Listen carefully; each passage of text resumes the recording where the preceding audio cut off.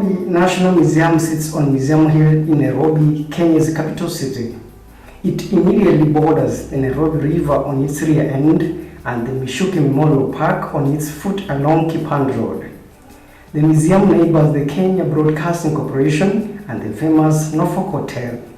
Geographically, it lies in between the Central Business District and Westlands, Nairobi.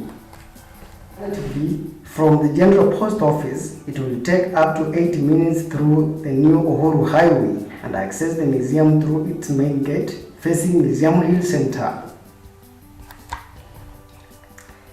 The prestigious University of Nairobi Tower provides a homemade sensational aerial view of the museum's landscape and excellent architectural setup.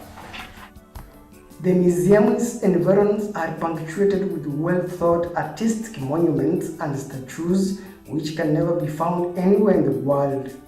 Amazing and fulfilling. The East Africa Natural History Society founded the Nairobi National Museum of Kenya in 1910 to carry out research on paleontology, ethnography and diversity. No doubt, Nairobi National Museum is Kenya's heart and identity. It has over decades collected, studied, preserved, documented and presented Kenya's cultural and natural heritage. It is the epicenter of most endowed galleries in Eastern and Central Africa.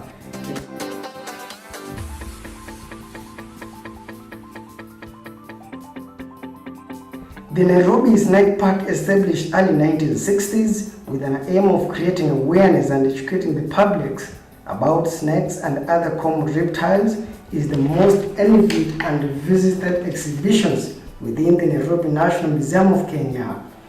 This park was started in the 70s with one snake. So this snake had been picked up from somebody's farm and it was put next outside the Nairobi National Museum. It was such a great attraction to this particular snake. We had a big crowd of people coming to see this particular snake. So the then curators of the museum decided that snake parks would be an attraction to the general public. So this particular portion of land was given out to establish a snake park. Between the 70s and now, we've increased our specimen to about 200 snakes. We also have crocodiles, we also have tortoise, we also have terrapins, and then we also have Nile monitors. The park provides homage to hundreds of live snakes and reptiles one can only imagine of. They include the most venomous and non-venomous snakes, lizards, crocodiles, turtles, tortoises, alligator, and aquarium. I work every morning, like when I come, I have to check and look at the state of the reptiles before I start doing my business. So I have to move around.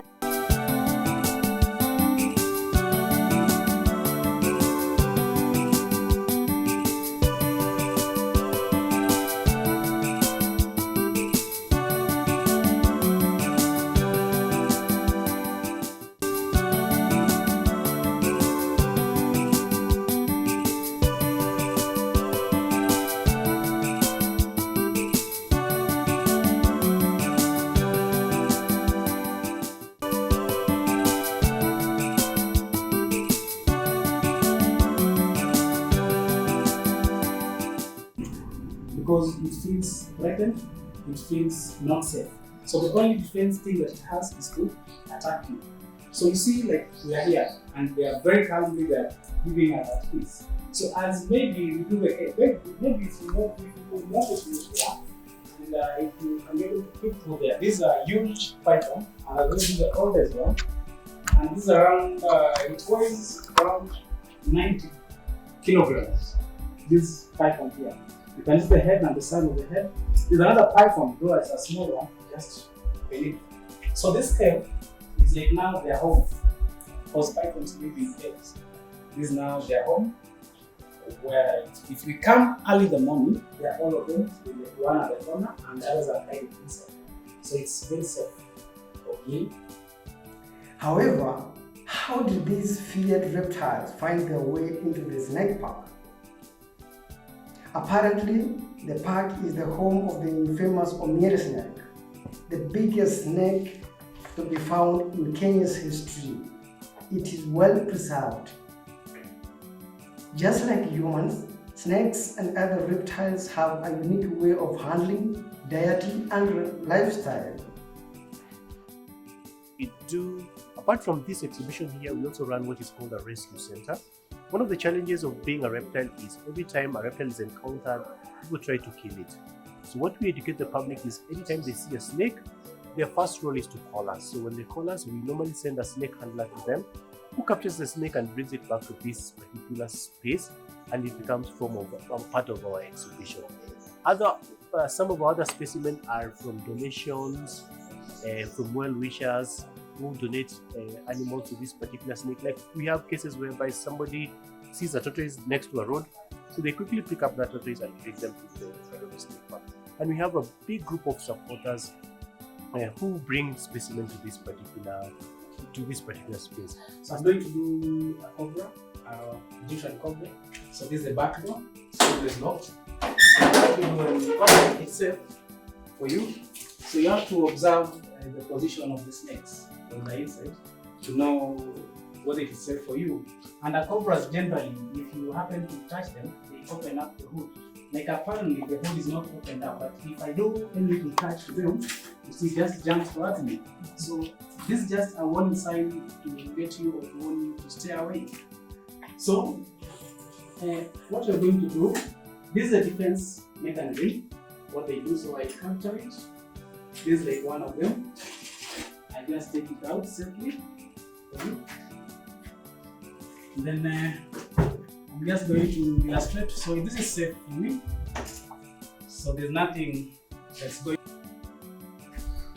So the bigger hood to warn you to stay away. So this is a safe way of holding it. So what you do when you relax is coming towards you. So I just have to use this to pick it up, and then hold it by the tail, and I can carry it safely like this. This is how we do for all the snakes. A big part of it is taking care of live specimen. So we're always looking out for the behavior, which is the best time to feed them, the most optimum temperature for them to live. We look at their health, we look at their welfare, and then there's also a bit about supervising the staff who work here, and also just taking care of the particular space.